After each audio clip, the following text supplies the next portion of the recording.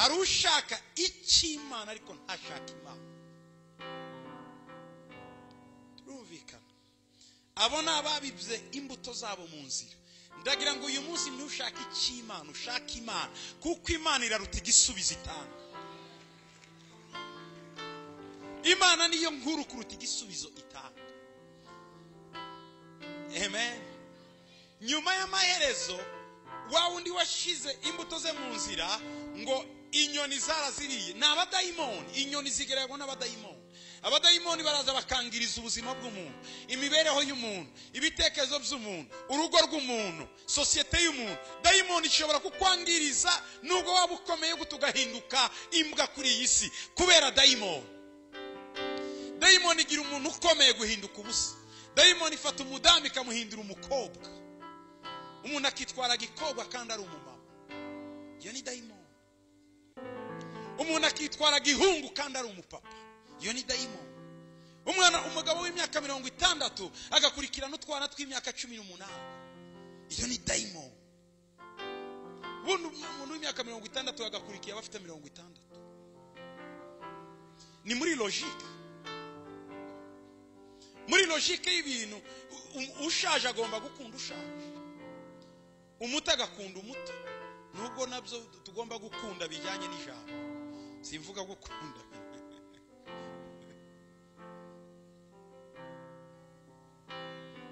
Niko Satani ira transform ikagira umukuru guhuka umuto, umuti kamugira umukuru. Abandi bateye imbuto zabo mu mahwa.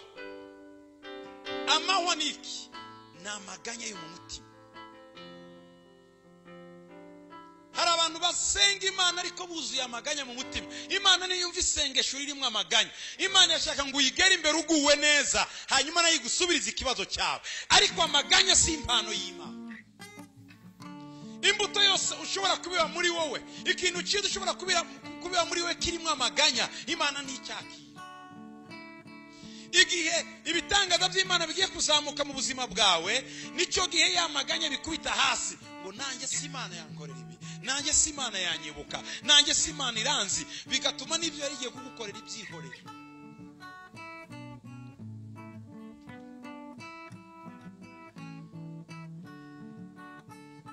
Ndagira ngo ntiduhe umwanya amaganya muri twebwe, ahubwo turebe Imana ikuraho amaganya. Haleluya. Abandi babibye kukara n'ibigeragezo by'isi. Muri iyi si ntata ibigeragezo. Ushobora kurira indege ukajya muri Australia ukabisangayo.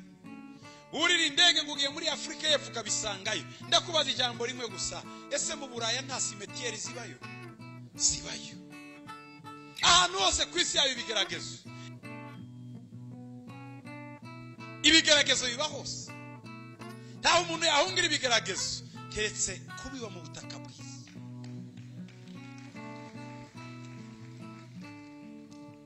Kwibuye imbuto ishobora kwera, ishobora kumera, ariko iburaho ishira iki? Imizi.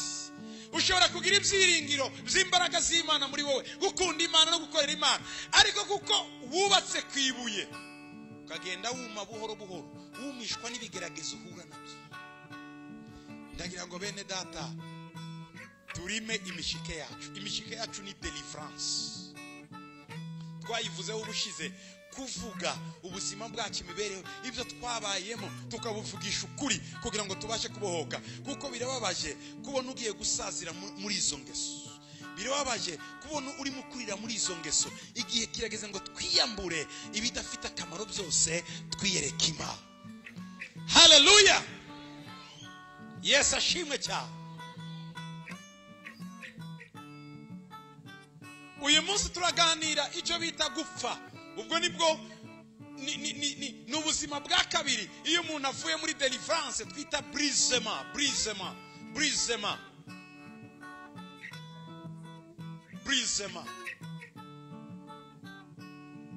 To be broken. Brokenness. Kumeneka. Dufite abakristo benshi batarameneka. Kumeneka ni iki? Kumeneka ni ukumeneka. Amen. Bamwe amavere y'amazi hariya cyangwa se ako gacupa.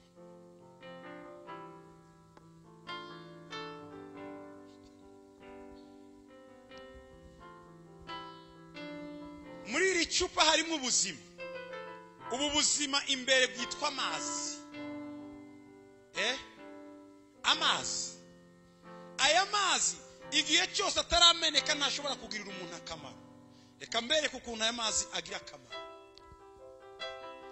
Ikintu cya mbere aremera kumeneka kugira ngo angirire akamaro.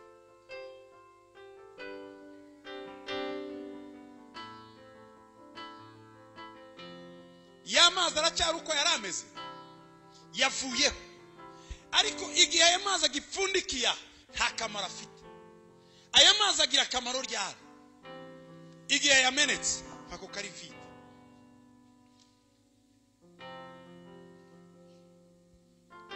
Niwe wanyoha. Okay.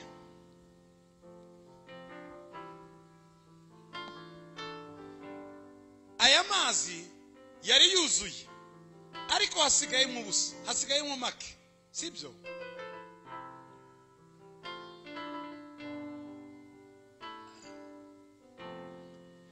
Ubuzima bwari muri iyi cupa bwagize gute?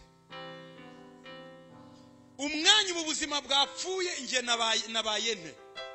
Nahawe ubuzima. Reka nkwerekere. Aka gacupa ubwako n'amazi arimo ntigafite imbaraga zo kubabwiriza. Mfite abantu benshi imbere yanjye bageze ku bihumbi bakeneye ubutumwa, ariko ubwo butumwa keneye kunywa ubuzima buraha kugira ngo ngire imbaraga mbabwire. Igihe ntanyoye amazi ndafite imbaraga ndakomeye, ntabwo ndi bubabwire. Igihe aka gacupa gakomeza gahagaza kuzuyemo amazi, nanjye ndaha ntarimo imbaraga, ntacyo turi bubamarire twembi. Ariko aka gacupa karemera gupfa, karemera kwiyambura ibyo kari gafite kabimene hasi, kabisuke muri njyewe, hanyuma ngira ubuzima. Ubwo buzima mbabwira ijambo mwese ribagirira akamaro. Haleluya. Dufite abakristo bakonserve ubuzima bwabo banze kubumenya. Niyo mpamvu iyi si tarakira gakiza. Kuko abantu benshi barikunda, ntibashaka ibi barimo kubitanga, ntibashaka ubuzima bafite kubutanga. Ariko ubwo buzima kugira ngo ubutange ugomba guca muri deliverance, ukabohoka, utajya guha abantu iki umwanda wawe. Deliverance ni processus ya purification ituma umuntu abohoka, agacagagurwa imigozi yose yari afite, bigatuma agendera mu buzima bushya. Hanyuma bwa buzima bushya yakiriye, kuko aba yaciwe hirya no hino, imigozi yari imuboshye yacitse, none ubuzima mu murimo bw'ubumana bukagaragara. Ariko igihe umuntu akiboshwe ntashobora gutanga ikintu kizima. Haleluya. Reka mbaho urugero. Ndi umujura n'urugero, ndi umujura sindiwe ariko mbayewe. Narangiza kwiba nkaza nkababwiriza ngo ntimuzibe. Iryo jambo ndarivuze riri bugire efe muri mwebwe. Iryo jambo nirishobora kugira imbaraga nubwo na pretanda nkababeshya ngo ntuzibe. Bibiliya iravuga ngo ntimuzibe. Imana ihita irihagarika ntirigira akamaro muri mwe, kuko Bibiliya iravuga ngo ntuzikoreze umuntu umutwaro nawe utikorera. Impamvu abantu benshi batinjiza abantu mu buzima bw'ubumana nuko nabo batabufite. Kugira ngo ushiremo umuntu une vie authentique, ubuzima authentique, ugomba kuba uri umu authentique muri wowe mu Mana. Ntushobora kwigisha umuntu ngo reka iki kintu nawe ugikora, Satana itagarura rya jambo n'Imana ikarigarura. Nubwo waryakira mu matwi ntigicara mu mutima. Sibyo? Iyo ubwirije umuntu ngo izere Yesu aragukiza kandi utabyizeye muri wowe, uwo muntu arakira.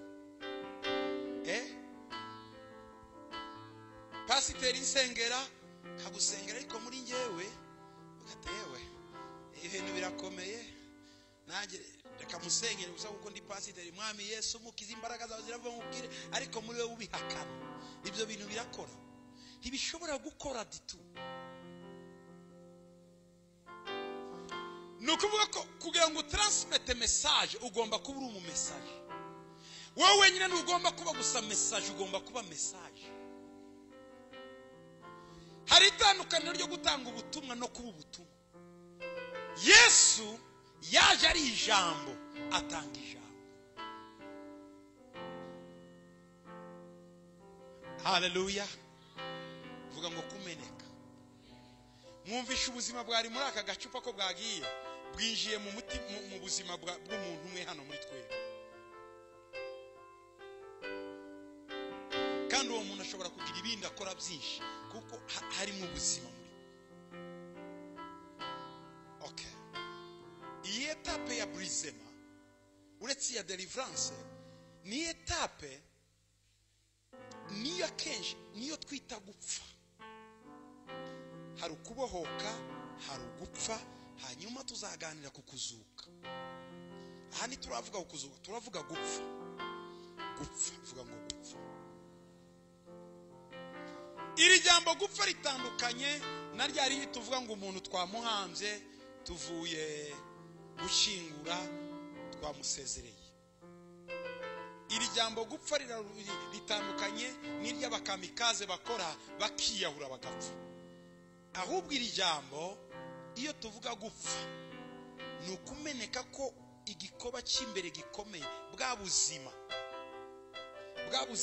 bw'imbere bwumaguritse bukomeye tukabumenagura hanyuma hagasohoka ka kanwayo ka kabuto kihishemo amfete karya nibwo buzima c'est ça la vie hari ukuntu ubuzima bwacu bw'imbere buhishwe n'igikoba cya gikoba rero tugomba kukimenagura twakimenagura ibirimo imbere akaba ari do profita iyo umaze kumenagura iyo umaze kurya avoka hasigara ikibuto cy'indani cya kindi nicyo ushobora gutera kikavamo ikindi ariko bya bindi wewe wariye muri avoka za nyama za avoka wa mubiri w'inyuma si ubyara habyara rwa rubuto rw'imbere wewe uta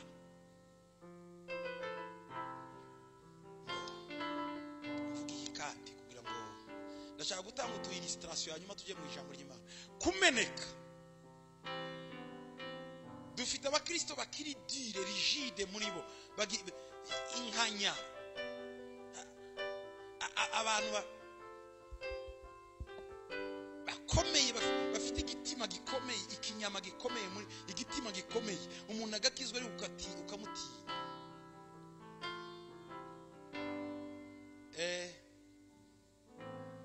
ejo mwene data arimo ambwira ukuntu afite umubayeri umumereye nabi ejo bundi cyane none ejo bundi mwiza afite umubayeri umumereye nabi cyane uwo mubayeri we ahora amwongeza amafaranga uko bukeye uracya gusa yabyuka neza akaza akabura ngo ongeraho 30,000 undi ati yewe ndayongeraho gute ejo yabyuka akavuga ati ongeraho 40 gutyo noneho ikibazo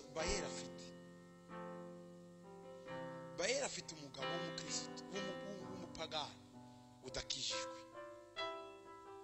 ariko umugabo wa bayeri kazi ni muzima kuruta bayeze ukijijwe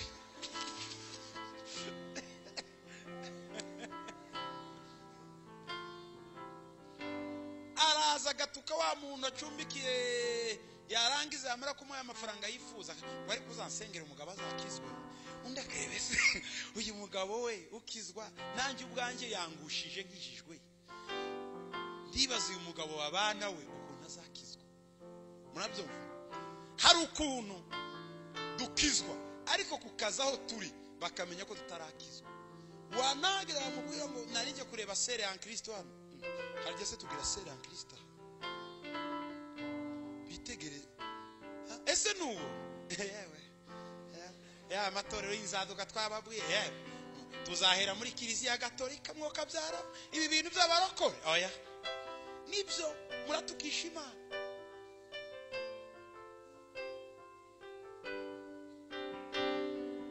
Hari umumama nzi yakundaga Imana cyane, akavuga mundi yarangiza yumva umwana arimo aravuze agafata umunyafu akavuga baba yarangiza Yesu agasubirayo akareba mu gikoni agatuka umuboyi, yarangiza kubimumariramo akagaruka ore baba bashishize. Ibyo niyo yabikoze rimwe, niyo yabikoze kabiri, yabikoze hafi imyaka 2. Noneho yamwitegereza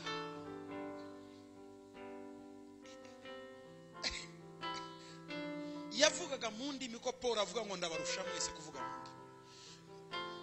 Yarushaga abantu kuvuga mu ndimi, ariko yatutse ababoyi, yatukaga umuboyi ukumva n'umupagana atamutuka, kandi yarangiza ubwo rubanda rugira imbaraga, yarangiza adaciye no muri transition yo kwihana agahita asubira mu mwuka. Transition yo kwihana.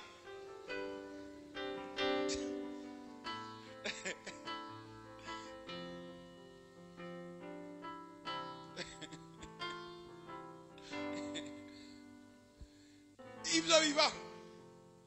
Ndibuka undi mama twagiye gusura, yari umumama ukunda gusenga cyane,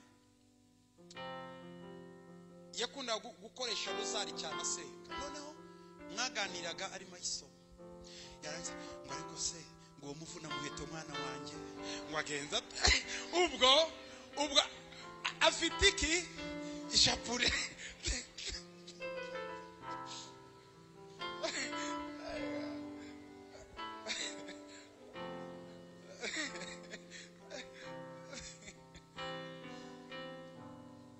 Yatukaga abantu bya bitutsi by'ikinyarwanda, bya bindi bya kera, kandi afite ishapure, ubona ari concentré cyane.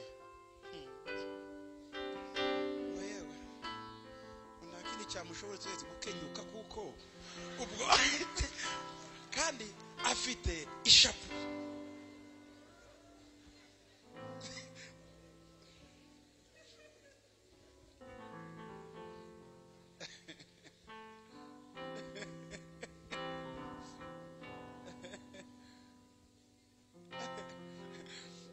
Chapi yaje harundi wapiye yikoreye televiziyo agenda avuga mu ndimi, avuye kwiba mu iduka rya mugenzi we agenda arimba za haleluya avuga mu ndimi. Kwimana yamwibutse nawe uwo munsi agize televiziyo mu rugo y'abandi. Ibi bintu birasetsa ariko birababa. Umva ukuntu Imana itubona, ntimusetse. Imana yarumiwe. Imana yarumiwe.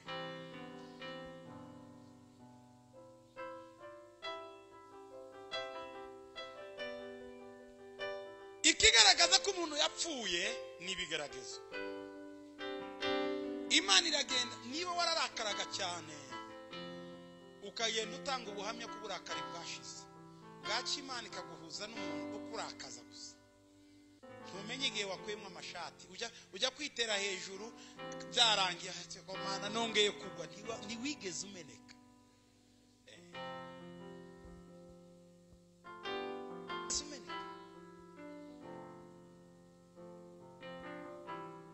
Ikigaragaza ko umwuka w'ubujura wakuvuyemo nuko bazakuzanira birya wibaga kera bakabigucishaho nta wundi umuntu kureba.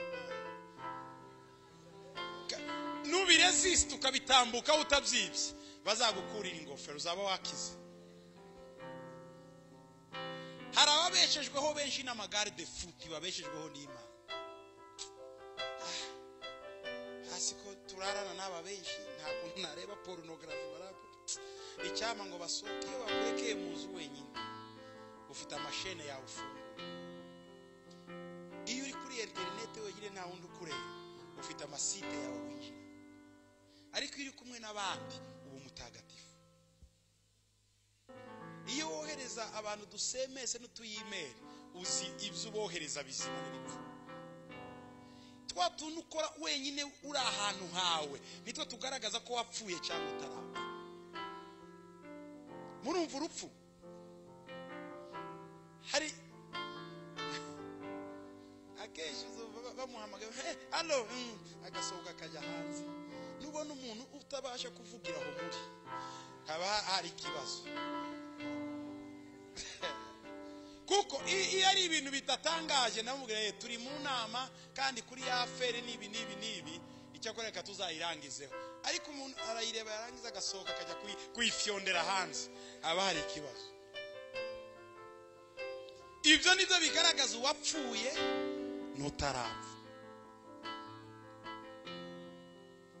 Uyu mwanya dusabye mwese ngo muzane amamobile yanyu hano tugende dusoma udusemeze turimo.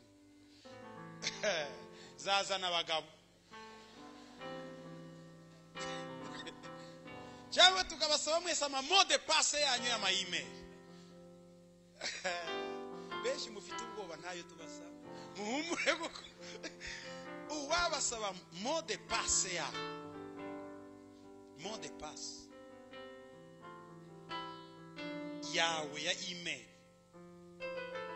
niwe uzi ko wapfuye cyangwa utarapfa. Murumva ibyo mvuga? Okay, reka dusomere rero.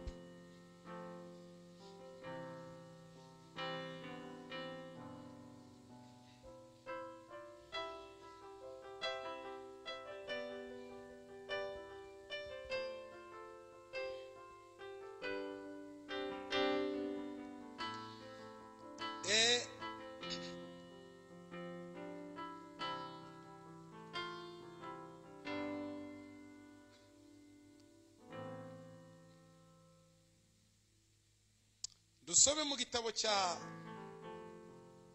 cy'Abagalatiya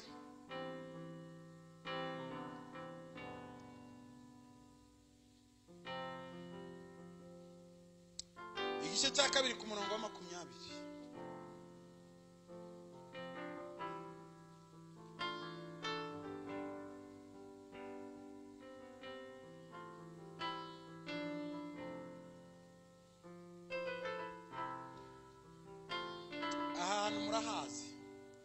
Paul aravuga ngo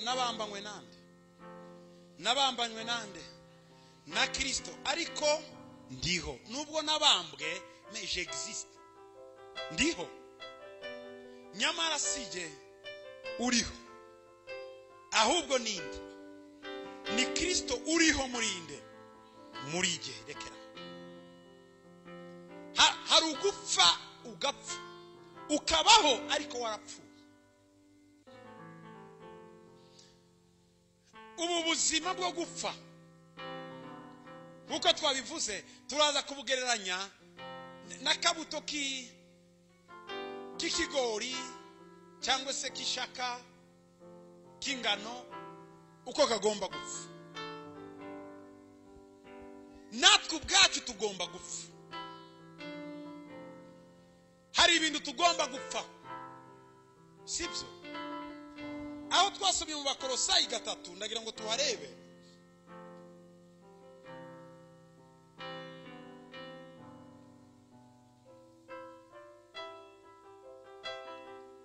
gatanu. Abakolosayi 3:5. Bibiliya iravuga ngo nuko noneho mugire gute? Mwice. Aha baravuga ngo mukize, baravuga ngo mubembereze, munegosie, mugaburire. Ngo nuko noneho mugire gute? Mwice. Niki twica? Ingeso zacu. Izo ngeso ni izihe?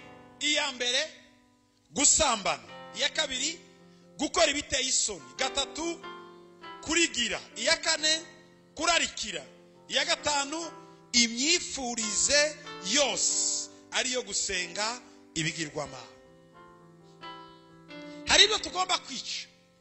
Niba ibi bintu dusomye muri Bibiliya hari ibirangwa mu buzima bwawe, nubwo uri umukristo turameneka.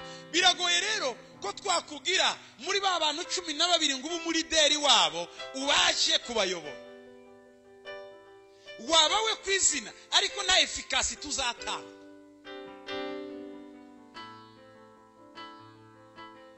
Turumvikanye? Uzatangira ushaka abana bo mu mwuka hanyuma ubarongore. Kubera iki? Kuko ingeso yo gusambana ikikuri.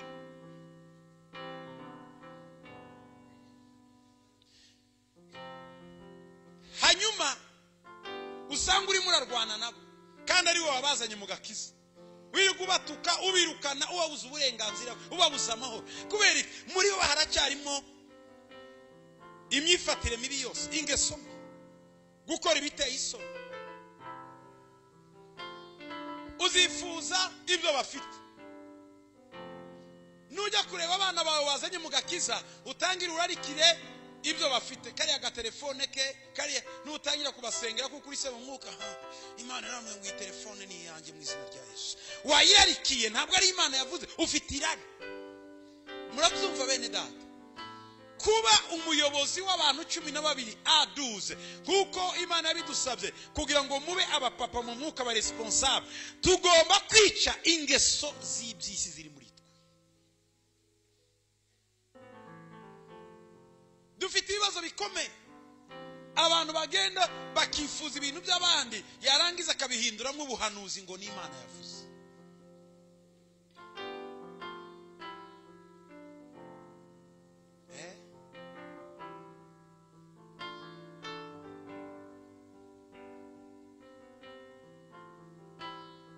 Ndagira ngo iryo rari tukirifite muri twebwe, tutarasaba Imana ngo iryice, bizatuvuna kubyara ubuzima authentique, ubuzima bwiza.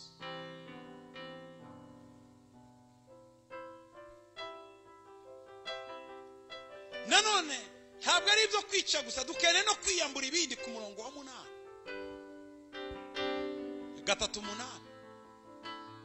Bibiliya iravuga ngo mwiyambure ibi byose. Ibyo ni ibihe? Umujinya, uburakari, igomwa, gutukana, amagambo ateye isoni aturuka mu kanwa kacu. Ntimukabeshane ngo ubeshere mugenzi wawe. Ibi byose umuntu wamaze kumeneka muri we,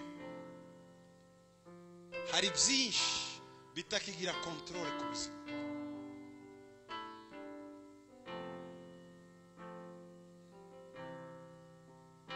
Murabyumva?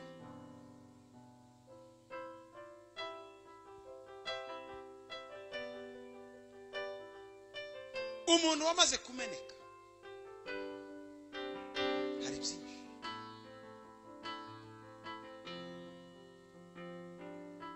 Ndabasaba ngo twice kamere muri twe.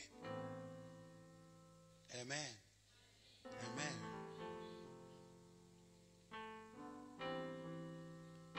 Twaje kumenya ko hari kampanye aha hanze, kampanye y'abadamu badasengera muri uru rusengero ariko abagabo babo basengera. Baje kubakura muri uru rusengero ngo abagore baha n'abakobwa baha babatwara abagabo, ngo niwo mwuka ubaho. Ibyo ntitwari tubizi. Twagiye kureba bamwe tuganira nabo, dusanga koko hari abagabo bari baragiye. Kugeza ubu abo bari abakozi b'Imana, bari abantu bakunda urusengero, bakunda bashigikira umurimo we, ntibagikandagira aha kubera abagore n'abagabo n'abakobwa bamwe baraha batitwara uko ijambo ry'Imana ribishaka.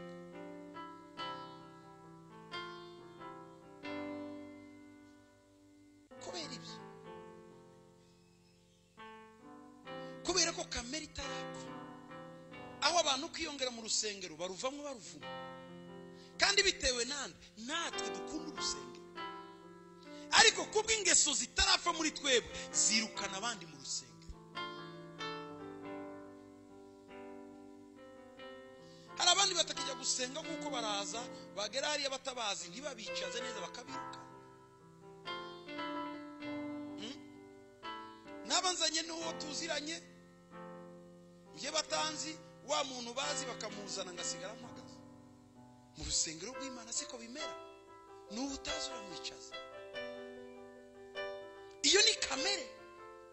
igihe izo ngeso zo mu mubiri zikiturimo natwe ubwacu ntidushobora kuhavansa, n'umurimo w'Imana ntiwahavansa. kandi icyo Imana idushakaho ni uguhindura iki gihugu n'amahanga yose. ese twabishobora gute bene data tutarica ingeso za kamere?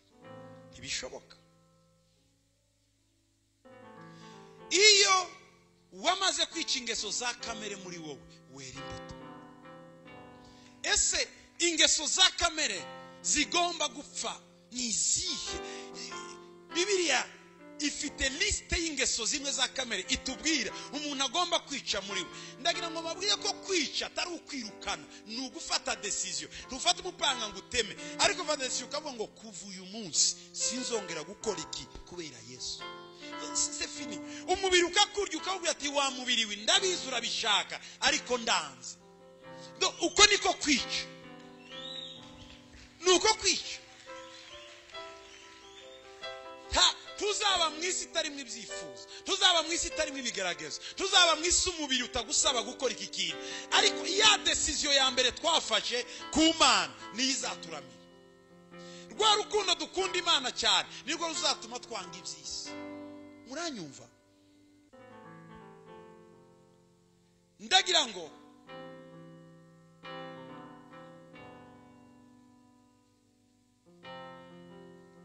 murebe mu gitabo cy'Abagalatiya igice cya 5 ku murongo wa 19. hari abemera ko icyaha kimera muri bo bakakigaburira kikabaho kuzageza igihe cy'izi imbuto. iyo niyo kamere. kamere ni ikintu utangira usuzugura, warangiza ugasanga cyabyaye ikintu gikomeye.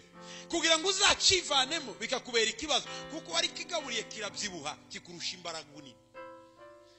iyo umubyeyi atagaburiye umwana, atamugaburiye neza ku rugero, umwana aragenda akabyibuha bikamunanira kumuterura kandi ari we wamubyaye. hari ibihe rero umuntu ageramo ukagaburira kamere ikakubyibuhana ukananirwa kuyikuraho. Bibiliya iravuga mu Bagalatiya 5:19 ngo dore imirimo ya kamere iragaragara. ntabwo ari ikintu cyihishe, ikorerwa imbere ariko ikagaragarira hanze. c'est manifeste, so manifeste, iragaragara. iya mbere ni iyihe? gusambana. kabiri, gukora ibiteye isoni. gatatu, iby'isoni nke. kane, gusenga ibishushanyo. gatandatu, kuroga. karindwi, kwangana. 8, gutongana. 9, ishari. 10, umujinya. 11, amahane. 12, kwitandukanya. 13, kwirema ibice. 14, kugomanwa. 15, gusinda.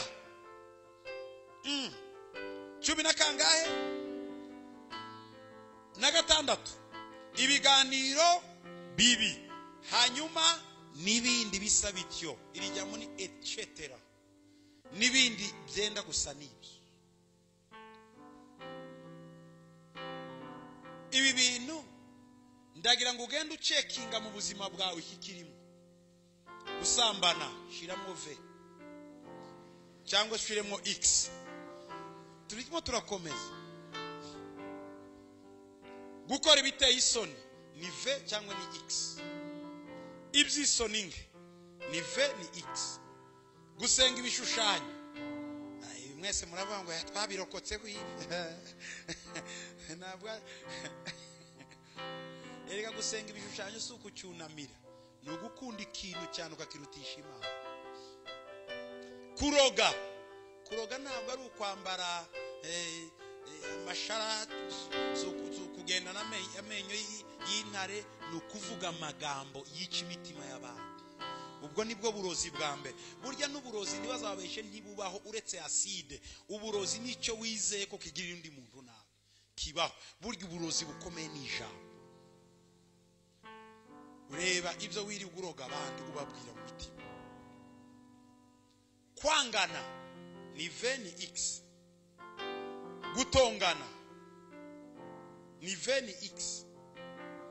ishari, umujinya, amahane. umujinya abenshi ni za V.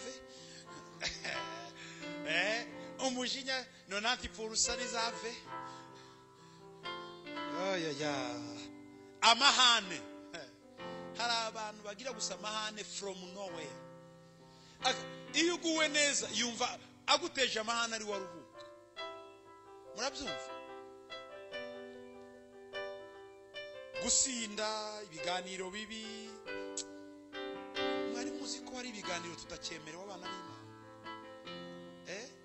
Ibi byose ni irari. Rero iyo umuntu ibi bintu bimurimo biragoye kugira ngo azabyare umuntu w'umutantike. Iyo mvuze umutantike mba mvuze umuntu w'Umukristo muzima wa vrai usa na Yesu. Haleluya. Rero ibi bishobora gupfa, dushobora kubyica mu izina rya Yesu. Ese ni gute umuntu yica kamere? Icyo ni ikibazo. Ibi bintu umuntu yabyica gute? Ijambo rya mbere ni decision, kuvuga ngo decision. Guhitamo. Ushobora guhitamo kwanga ikintu cyangwa ugahitamo kugikora. Sibyo? Bene data, hari umuntu muri twese uretse uwo bakoresheje agahato ukora ikintu atari uko abyiyumvishemo. Umuntu abyiyumvamo. Ariko hari abandi nanone bakoresha agahato. Iyo ukoresheje ikintu agahato bitakuvuyemo, Imana ntirifata. Ariko Imana ikindi ifata ko ari kizima ni cya kindi wemeye nawe. Kandi byinshi dukora nibyo tuba twemeye natwe.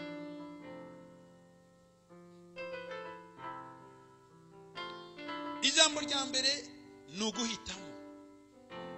Ushobora guhitamo gukora icyiza, ushobora guhitamo gukora ikibi, ariko ukamenya ko nuhitamo icyiza uzabona ubugingo, nuhitamo ikibi nacyo uzagira ute? Uzasarura. Ese siko bimeze? Biterwa n'icyo abantu bahitamo. Sinzi icyo wewe wifuza guhitamo uyu munsi. Wifuza guhitamo gukora neza cyangwa gukora nabi? Neza umuntu wese afite guhitamo.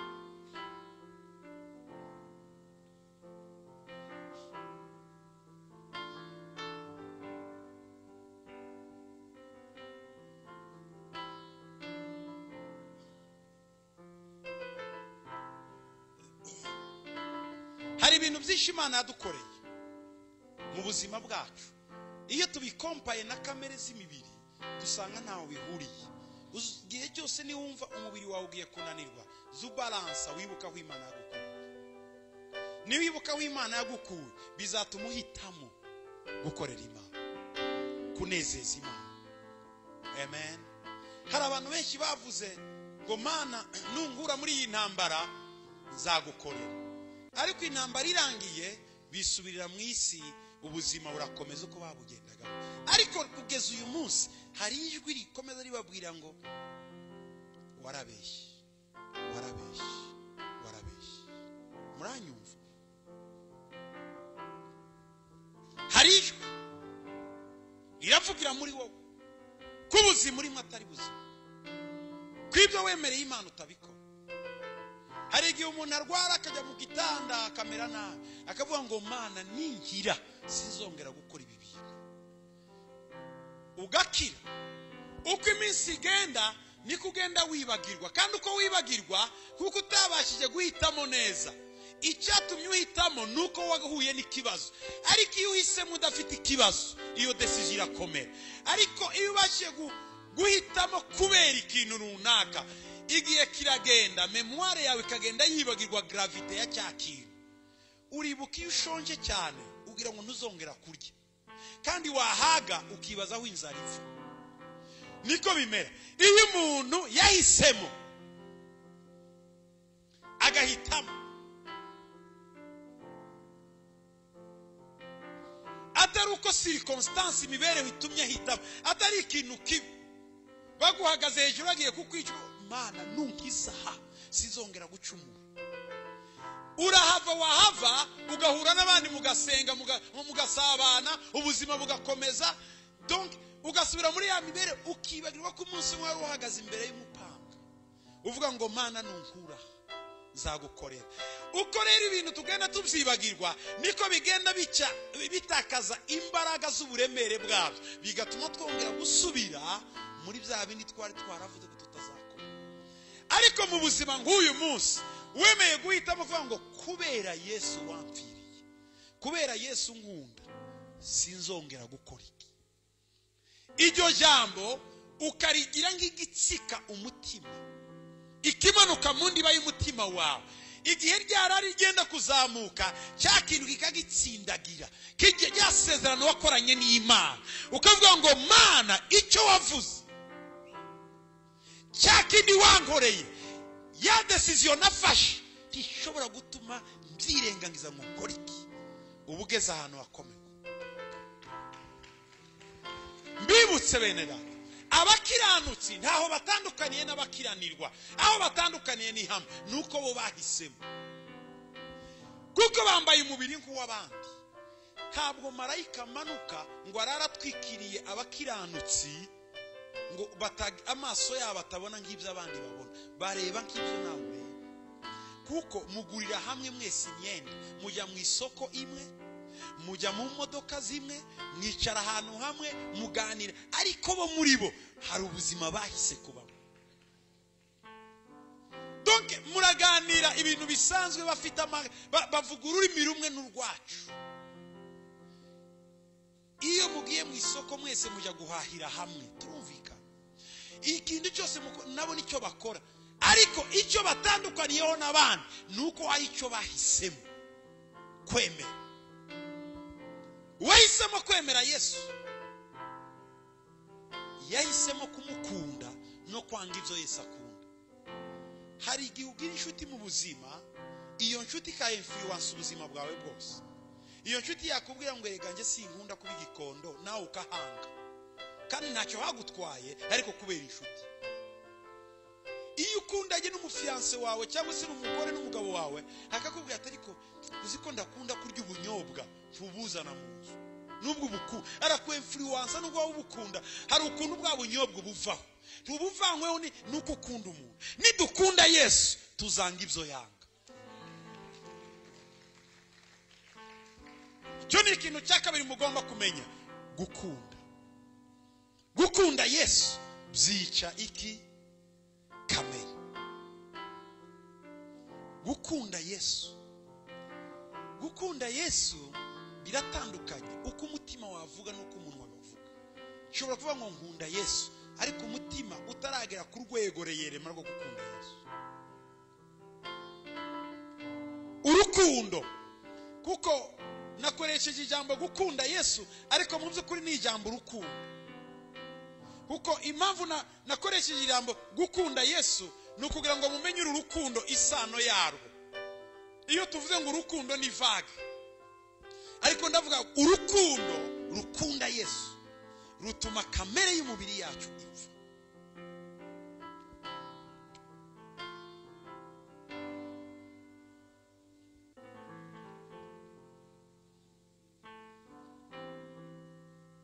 N'ibinyigisho hari ahantu gukozi kubabaje, ni ukuvuga ko ari inzira.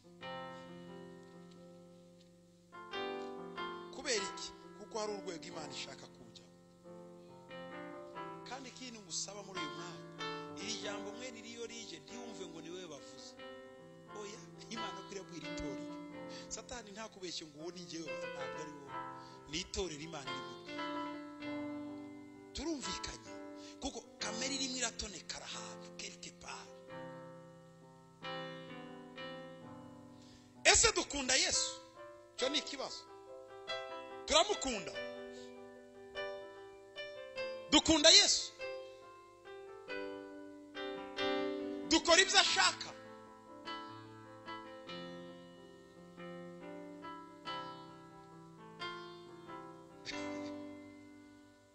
Bibiri iravuga ngo umupapa yabwiye abana be bombi ngo mujye guhinga abana ba. Umwe aramubwira ngo papa ndagenda, undi aramubwira ati papa ntaho ndi bujye. Se aragenda yizeye wa undi wa mbere ko ari bujye guhinga. Urya wa kabiri we yamuhakaniye visa, aramubwira ati ntabwo ndi bugende. Wa mwana muto wavuze ngo ntari bugende ajya kwisubira mu mutara, ariko se ko nkunda papa nawe reka njye guhinga. Aragenda ajya guhinga. Naho wawe ne umuye ngo papa ndagenda abivamo. Nagira ngo ave iruhande bateza amakerere. Mu mugoroba saraza aravuga ngo se bana banje byagenze gute? Wa undi muto aramubwira ati papa buryo bamaze kugenda nisubiraho nagiye guhinga. Wa undi se bite? Ati nanjye burya nisubiyeho mbivamo. Ndagira ngo mbabaza abo bombi ninde ukunda se? Erega hari ubwo wavugisha akanwa bitari mu mutima. Cyane cyane abazamura amaboko barira ngo Yesu ndagukunda nibo banyendege nk'ejo duhura nabo. Yesu yaravuze ngo mumurekarire ngo ararizwa n'ubwinshi bw'ibicumuro bye. Ngo mumubabarire. Umudamu ari mwarira amusuka w'amarira, abafarisayo batinda imukoreye. Yesu ati mumubabarire, yababariwe byinshi azicari mwarira. Intege nke zacu nibyo. Iyo tugeze mu birenge bya Yesu turarira kuko tuzi ko tutamukunda uko bikwiriye. Yesu ntishobora kumuha urukundo yadukunze. Yesu ntishobora kumugaragariza urukundo yatweretse. Bene data, igihe kirageze. Haleluya. Igihe kirageze kugira ngo urukundo dufite muri twebwe rukubite hasi imbaraga zose z'umwanzi. Yesu ashimwe. Icya gatatu ni ukugendera mu mwuka. Vuga ngo kugendera mu mwuka. Ndabaha ijambo hano kugira ngo tubyumve neza. Ijambo riri mu Baroma 8:13.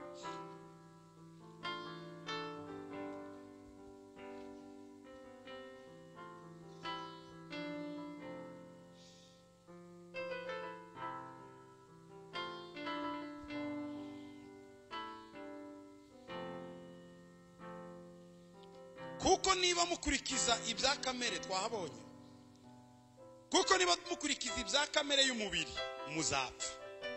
Ariko nimugira gute? Nimwi bavuze kwicisha bugufi. Aha ni ukwica. Nimwicisha umwuka ingeso za kamere muzarama. Aha ni iki cica ingeso za kamere? Ni umwuka. Vuga ngo umwuka. Subiramo ngo umwuka. Ku murongo wa 14 abayoborwa n'umwuka w'Imana bose nibo bana b'Imana. Ingeso za kamere zicishwa umwuka. Ingota yica kamere ni umwuka. Iyo tuvuga aha mu mwuka turagaragaza ibintu bibiri umwuka ukora mu buzima bwacu. Ku murongo wa 8:6 Abaroma 8:6 umutima wa kamere utera urupfu, ariko umutima w'umwuka uzana iki? Ibintu bibiri, ubugingo niki n'amahoro. Donc ndavuga ko kamere burya ni umuntu. Murabyumva neza? Kamere niki ni umuntu. Igira iki? Umutima. Igira nayo nwayo. Igira imbuto ushobora gutera kamere. Umwuka nawo ni umuntu, agira iki nawe? Umutima. Bibiliya iravuga ngo umutima w'umwuka utera iki? Uzana iki? Ubugingo hamwe n'iki n'amahoro. Ndagira ngo rero ibi bitubere balance. Igihe cyose ugiye gukora ikintu hari umutima nama wo mu mwuka. Wa mutima nama urakubwira ngo nyamara iki kintu si cyiza. twese dufite umutima w'umwuka. Iyo tubashije kumvira inama y'umutima w'umwuka, ibintu bibiri bituzamo. Ijambo rya mbere ni iki? Ni ubugingo. Icya kabiri ni amahoro. Uzarebe iyo watsinze icyaha kitagutsinze, ugira amahoro nk'uwishe inzovu.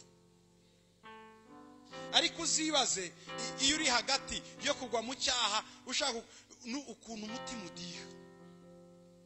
Kuko hariya umutima wa kamere uba urimo wifuza kukwica, kuko ngo umutima wa kamere utera gupfa.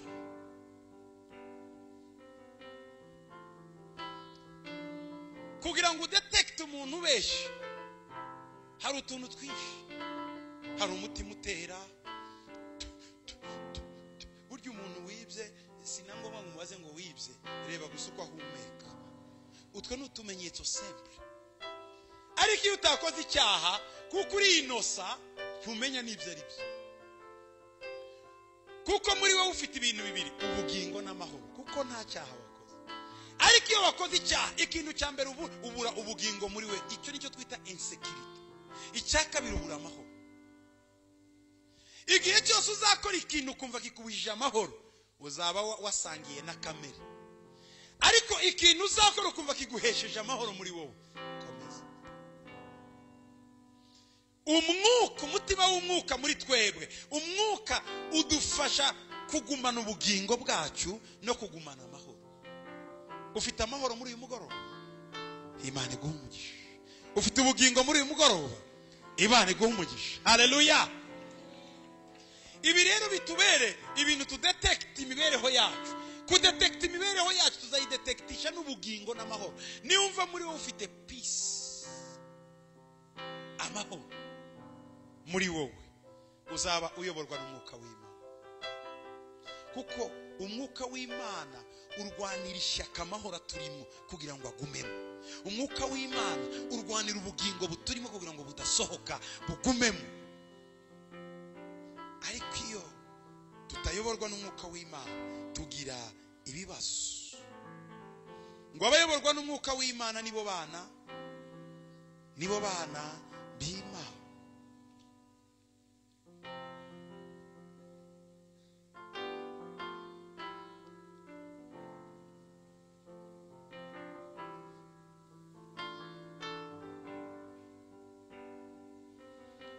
Abagalatiya 5:16.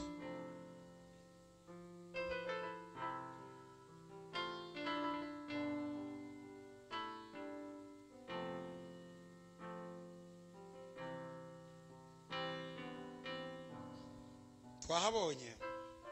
Ndavuga nti 5:16. Uyu ni Paul aravuga ngo ndavuga nti muyoborwe n'umwuka, kuko aribwo mutazakora ibyo kamere irarikira. Kuko kamere irarikira ibyo umwuka yanga, kandi umwuka yifuza ibyo kamere yanga. Kuko ibyo bihabanye, nicyo gituma ibyo mushaka gukora atari byo mukora. Ariko niba muyoborwa n'umwuka, ntimuba mugitwarwa n'iki? N'amategeko. Iyo uyoborwa n'umwuka w'Imana, muri wowe wica kamere.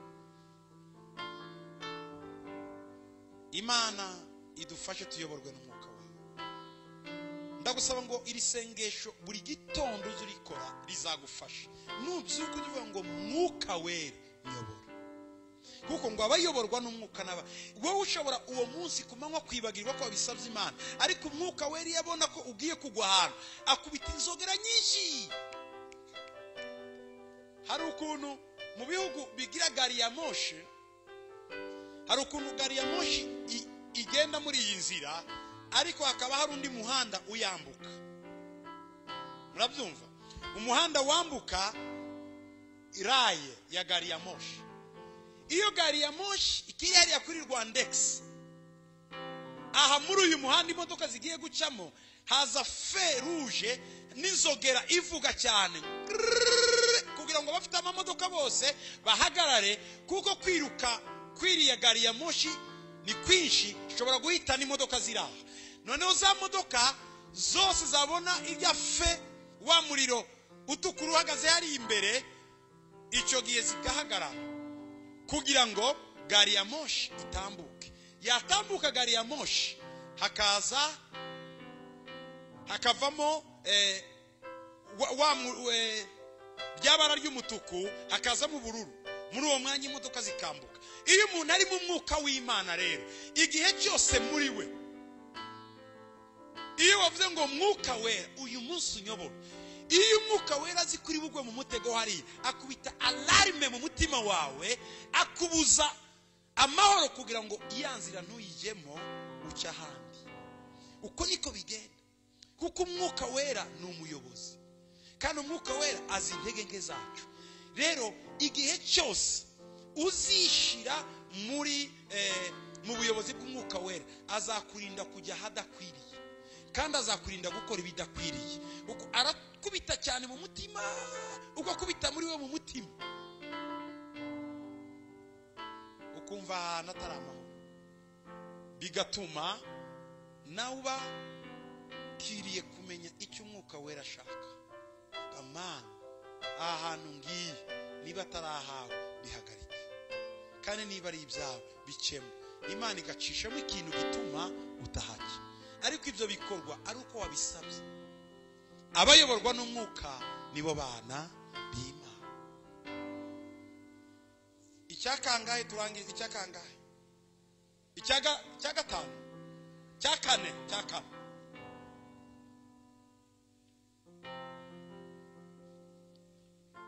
Twari twakivuzeho, kubambanwa na Kristo, gupfa kubambanwa na Kristo, kujya ku musaraba. Kubambanwa na Kristo, uko twabivuze mu Bagalatiya, bituma tubaho, ariko kandi haba ari twe tugaragara. 2:20, unabambanwe na Kristo ariko ndiho nyamara sinjuriho. Urumva iyi phrase irasa naho ari contradictoire, ariko nibyo. Nabambanywe na Kristo ariko ndiho nyamara sinjuriho. Murumva icyo bishatse kuvuga? Abagalatiya 2:20, nabambanywe nande? Na Kristo ariko ndiho nyamara sinjye uriho. C'est-à-dire, Kamina ngwino hano gato.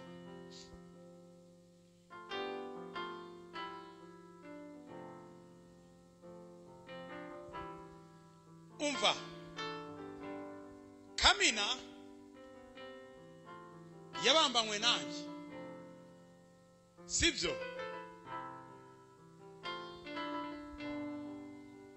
Kamina ariho, gumba gutyo Kamina.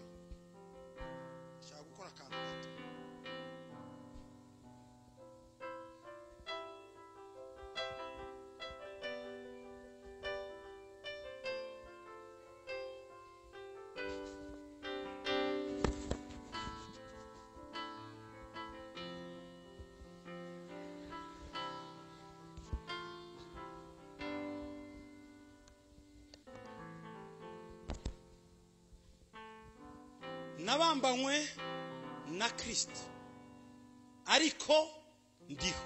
Turareba nde? Kamina. Ariko kandi si uriho, kuko nije umutwikiriye.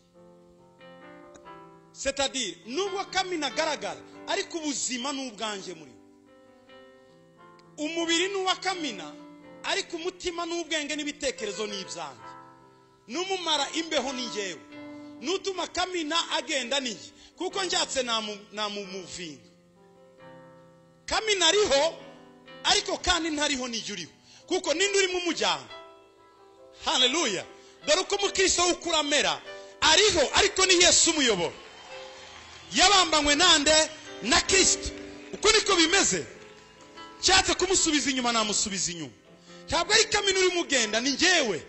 Ariko amaguru n'ayandi mureba agenda na ya Kamina.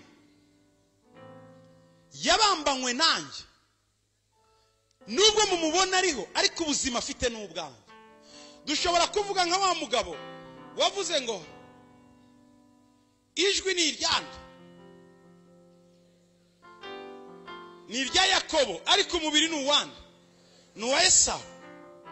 Umubiri ugaragara nuwanda, nuwa Kamina. Ariko mwumve rero, ngiye kubwira Kamina hanyuma aravuga.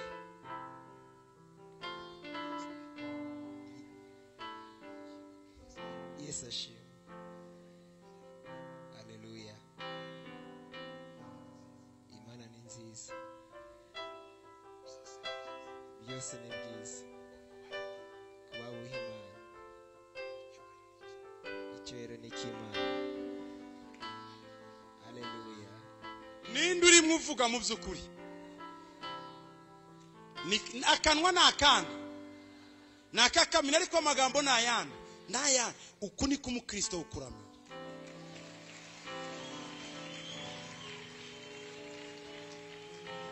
Okay. Noneho ngiye kongera kumubwira. Reba hejuru. Reba hasi. Reba iburyo. Ibumoso. Ninde urimo umukoresha izi muvema zose? Ntabwo ari we, ahubwo ni njyewe. Dore umukristo wamenetse. Umutwe n'umubiri n'amaboko ni ibye, ariko ubikoresha ni Yesu. Iyo bihindukiye birahindukira, yabirebeye cyabikare, yabizamura bikazamura, yabimanura bikamanuka. Urakoze Kamina. Haleluya. Ibi bigaragaza iki bene data? Iyo umuntu yemeye gukurikira Yesu no guhebera Yesu ubuzima bwe kugira ngo Yesu amuyobore, ingingo nize ariko uzikoresha ni Yesu. None matwi yanjye nawe maso yanjye mubiri we, mwese mushimishe uwankuye mu ngoyi, ibyaremwe byose tumushime. Ariko abantu bamwe bavuga ngo bakunda Yesu, ariko akanwa bakagatiza Satani. Bakavuga ngo bakunda Yesu, amaboko yabo bakayatiza Satani. Bakunda Yesu, amaguru yabo akajyaho Imana idashaka.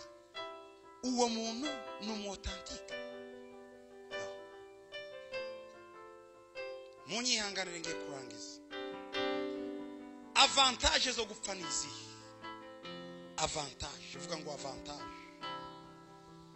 Avantage yarya niki? Inyungu. Avantage zo gupfa niki?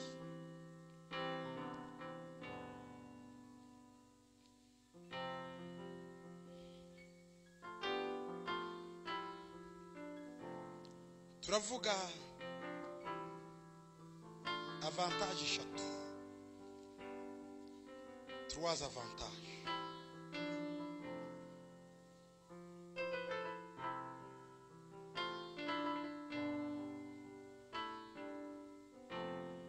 Iyo dupfuye hari kiba.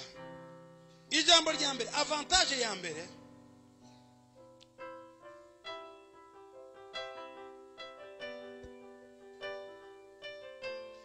iyo umukristo w'ukuri apfuye, izo umukristo w'ukuri n'uwapfuye afite, iyo ni tautologie ariko tolere. Muri grammaire bayita pléonasme, ni tautologie tolere, voilà. Donc, iyo umukristo apfuye, donc umukristo apfuye ahinduka umukristo w'ukuri, donc ahinduka umu-authentique. Murumva nivuga umutane nimugire ngo nagaterime karyoshye gusa, n'umuntu muzima mu Mana. Turumvikana.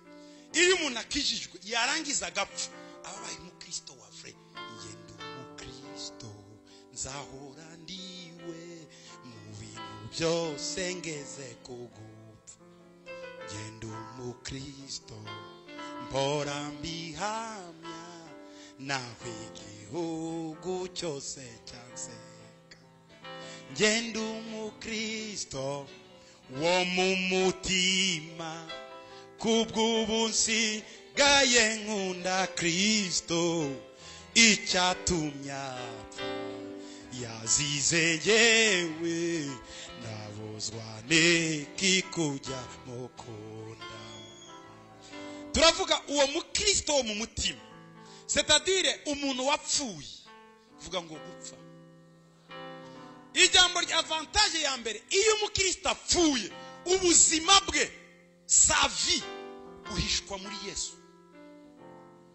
Ewana, daimoni ziramushaka ziramubura, abarozi baramushaka bakamubura, ibyago byaza bikamubura, ubugingo bwe bubahishwe he?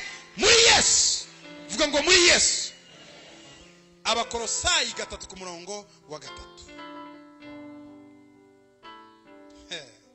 Ndagira ngo dupfuye umugoroba kugira ngo duhishwe he? Muri Yesu. Kuko mwapfuye, subiramo ngo twapfuye. Kolosayi 3:3.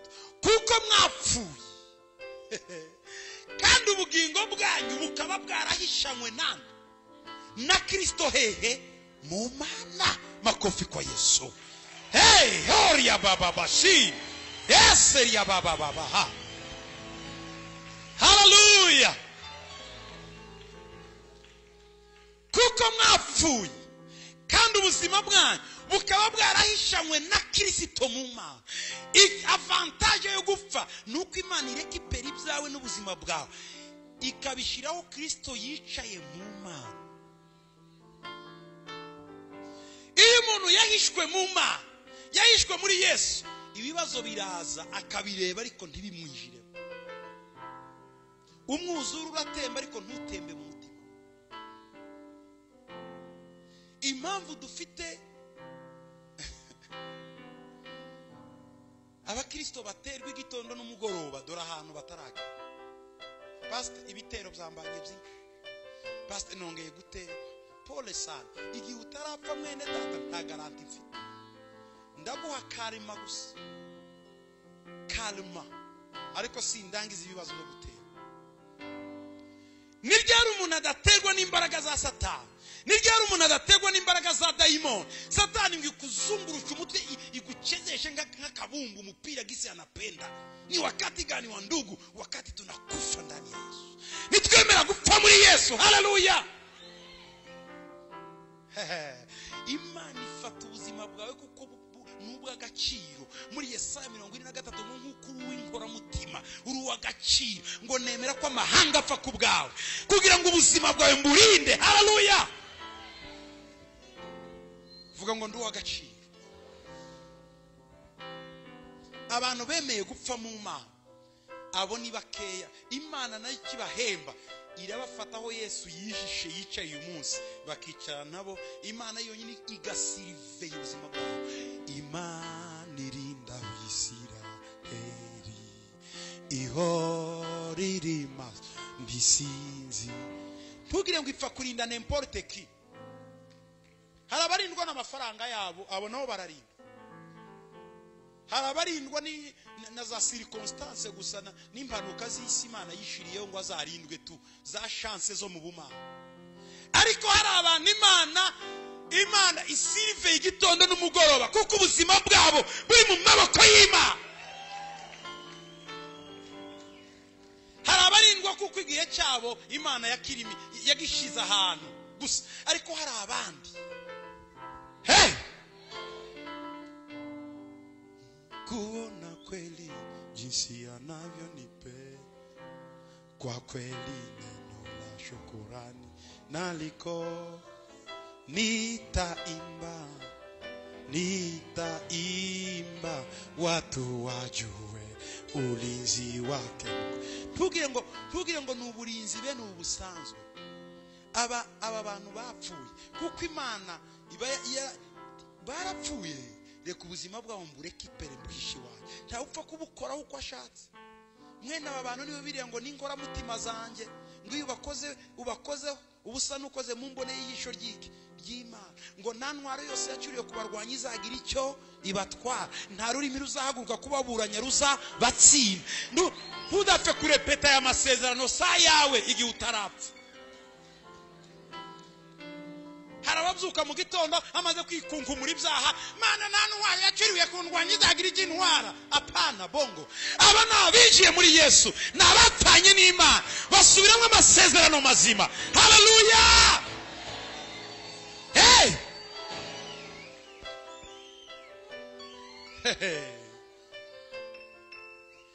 data hari amasezerano akora kuri abo bantu ngo uwo niwe murage w'abanje niko birivuga ngo ni umurage w'abanje abo bantu bahishwe mu Mana ngo naho imiraba yose muri Zaburi 46 yahura ikanyeganyega n'isi igwa imisozi yose ngo abo bantu ndabareba. Bibiri iravuga ngo hari uruzi ngo imigende yarwo ngo itemba mu murwa w'Imana. Abo bantu bahora banywa amazi yo mu Mana bararinzwa ahantu. Zaburi ya 90 ngo abo baba munsi y'igicucu cy'isumba byose. Abo bantu bararinzwe ntupfa kubyuka mu gitondo ngo bakoreho. Iyo bakozeho niwe ukorwa. Keba ibyo mabwira n'ukuri. Keba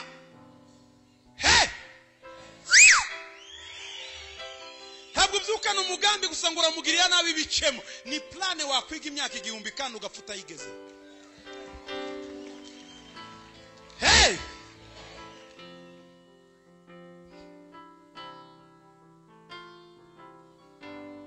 Bararinzwe watu wajue ulinzi wake mkuu. Niumva ulinzi wake mkuu nuzagira ngo naturirimo nukuryosha amagambo biba bifite aho byavuye.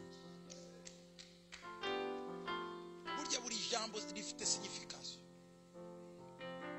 Iyo wapfuye mu Mana na iravuga tuva ndabutora ubwo buzima wemeye kurambika hasi ndabufata ndabubika. Iyo ni avantage ya mbere. Iya kabiri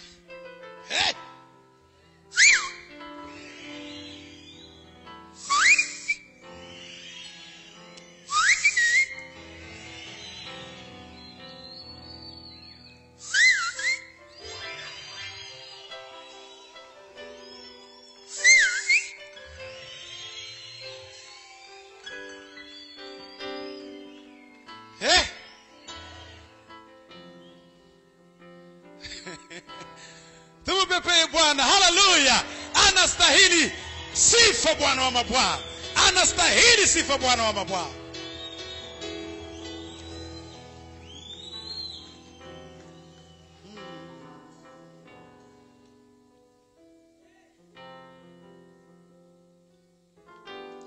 Avantage ya kabiri, iyo wapfuye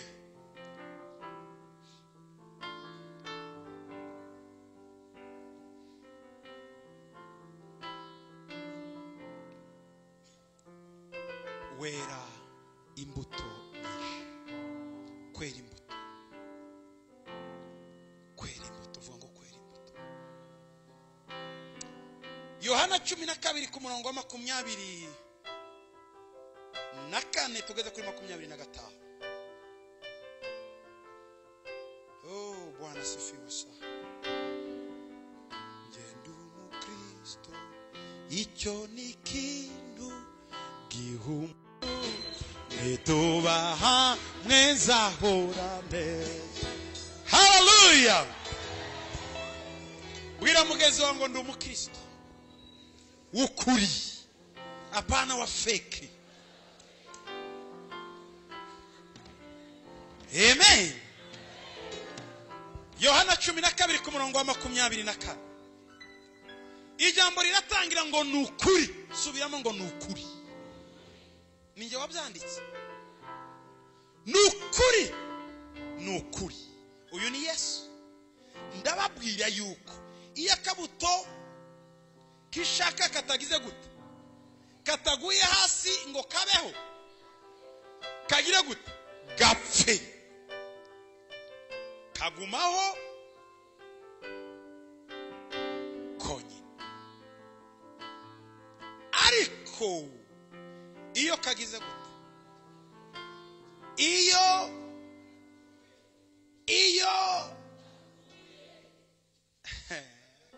kagira gute, kera imbuto nyinshi. Dukomereye samari. Hallelujah.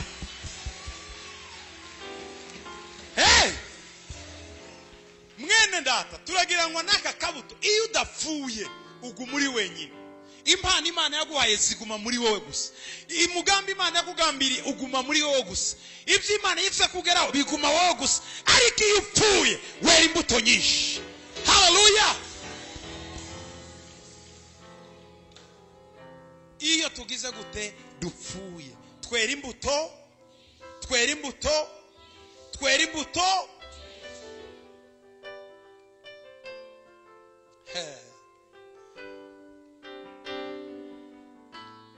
Urashaka kwera imbuto? Condition sine qua non.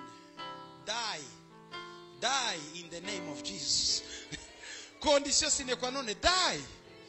Vuga ngo I will die in the name of Jesus. Je vais mourir dans le nom de Jésus. Ndapfa mwizina rya Yesu. Nitakufa kwa jina la Yesu. Nakokufa na kati na kombo ya Yesu.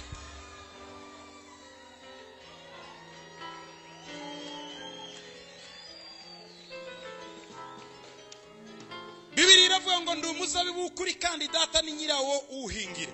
Ishami ryose ryo muri je ritera imbuto arikuraho. Turumvikanye? Nawe iryera imbuto ryose aryanganyaho amahage yaryo ngo rirusheho kwera imbuto. Iyo ni Yohana 15.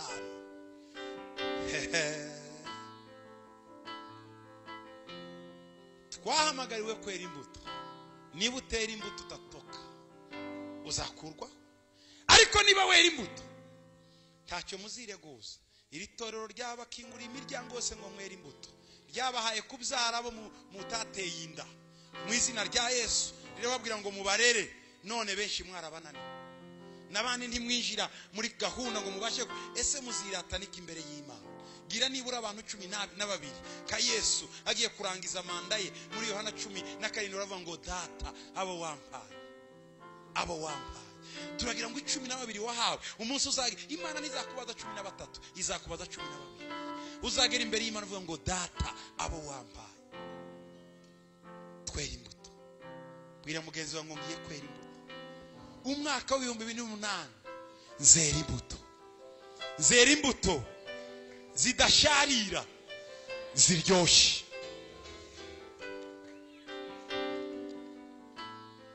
Hamwe twasomye tukomeze ku murongo wa 25 ni Yohana 12:25.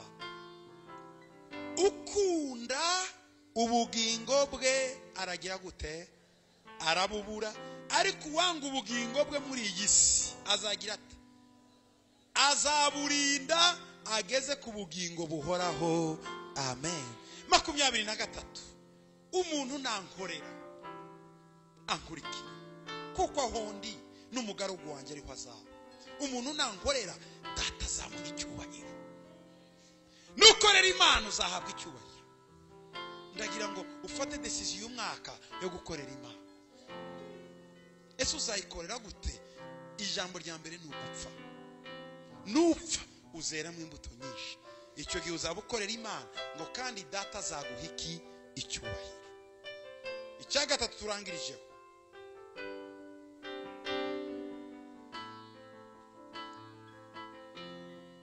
Uhesha abantu ubugingo. Uhesha abantu iki? Avantage yo gupfa ni uguhesha abantu ubugingo. Donc la vie, watu wanaishi kwa ajili yako, watu wanakula kwa ajili yako, watu wanatembea kwa ajili yako. Wakorinto wa 2:4 Abakorinto ba 2:4-12. Burya harababayeho kuko we wapfuye. Mwababyeyi ntimwirirwa mukora mukarara mukora kugira ngo abana babeho. Kujya nuko hari igice kimwe mwapfuyemo. Ababyeyi burya hari igihe bicara akanezezwa gusa nuko abana barimo barya, kandi nubwo yabashoje agategeza ko abana barangiza kurya kugira ngo aje gufata twasigaye. Umubyeyi w'umubyeyi, apana ababyeyi b'ibisambo. Umubyeyi w'umubyeyi aricara akagaburira abana, yareba uko bamira kumva nawe arahaza. Abana bijuta nawe akumva arijuse. Umwana avuga ngo mama ndahaze, yo nawe kumva arahaze. Aba ni ababyeyi. Natwe abakristo bukuri tubeshejeho abandi. burya muri iyi si hari abantu bagenda nubwo bagenda bazamura ibitugu nuko we wapfuye, bazamura ibitugu kuko wemeye gupfa. Abakorinto hajya bakanga ba 2:12 4:12. Amen. Hege umuntu avuga kizihirwa ukibagirwa amaverse amwe amwe. Abakorinto ba 2:4:12. Nuko rero urupfu nirwo rukorera muri twe, naho muri mwebwe ubugingo nibwo bubakorera. Twebwe turapfa kugira ngo abandi babeho. Igihe wemeye gupfa hari abantu kijana babaho. Iki nicyo twita sacrifice. Harupfa abandi bakabaho, harupfa abandi bakagarurirwa uburenganzira bwabo, harupfa abandi bagasubizwa mu mwanya, harupfa hari umumama ndangiza yagiye gutoragura udukwi umugoroba. Yari afite umwana w'uruhinja w'imyaka 3, asiga muryamishe mu cyumba cye muri twa tuzu two mu byaro, muratuzi tuba duhomesheje amase dusakajwe n'ubwatsi hejuru. Umumama agiye gutoragura udukwi yumva induru iravuze, bavuga ngo inzira hiye, aza yiruka. Ahageze asanga inzu ye yose yuzuye umuriro. Yari afite umwana we mu nzu. Abantu bose baramureberera, bose ntiyagira n'umwe ubasha gukiza uwo mwana. Icyo wa mumama yakoze, yinjiye mu kibatsi cy'umuriro mu muryango, arinjira wucamo arashya ahantu hose. Arangije agera mu cyumba asanga icyoti cyuzuyemo n'umuriro uraka, maze gufata igitanda cy'umwana, akubita akadirishya k'icyumba, aterera umwana hanze. Amujugunye hanze, nyina ntiyongeye kubaho, arapfa. Wa mwana abaturanyi bari aho baramufata baramurera, umwana arakura. Uwo mwana yabayeho ku bwanda, ku bwanyu. Nyina yari afite shwazi, yari afite kumureka ngo apfa azabyara abandi, cyangwa yari afite kumukiza wapfe uriya azavemo abandi. Ushobora guhitamo kwikunda, gukunda utuntu twawe, kwireba wenyine, entre hanyuma ukareka abandi bose baraha bagapfa. Cyangwa ushobora kuvuga ngo kubw'aba bantu bose kugira ngo babeho nge ndemera gupfa.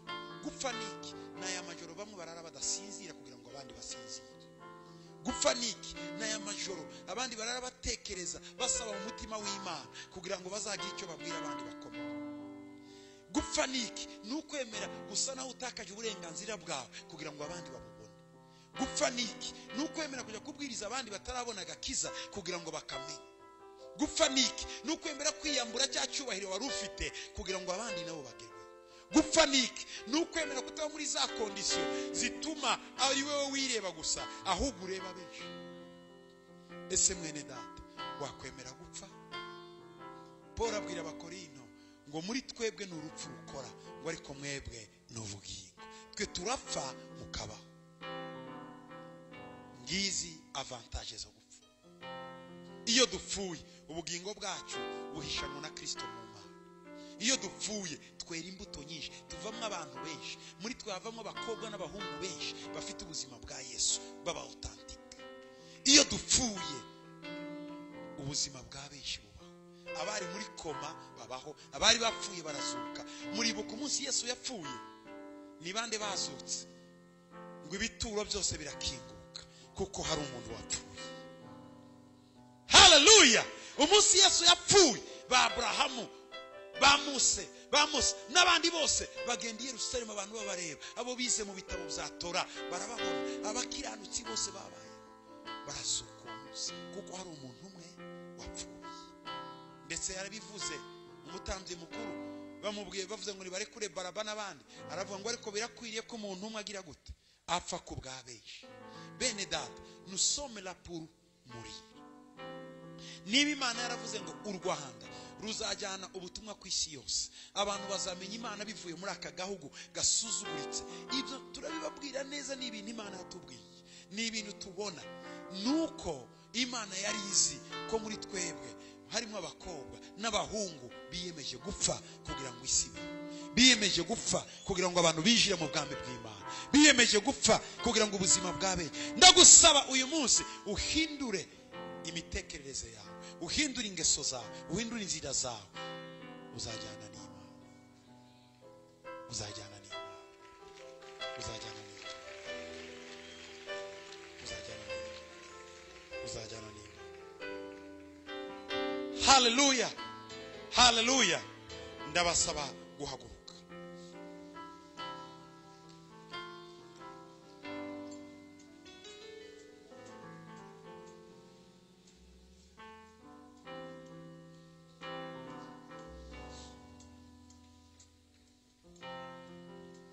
Yesu ashimwe cyane.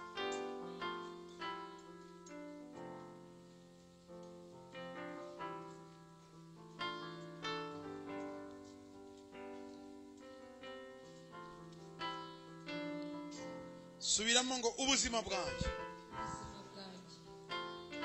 burahishwe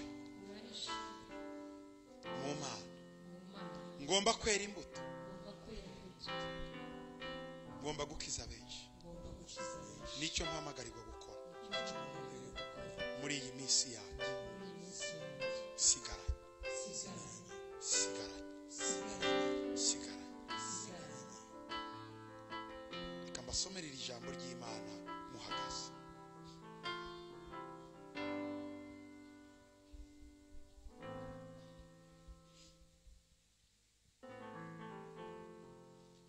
Hari ijambo ryo kubahumuriza tugiye gutahana uyu mugoroba.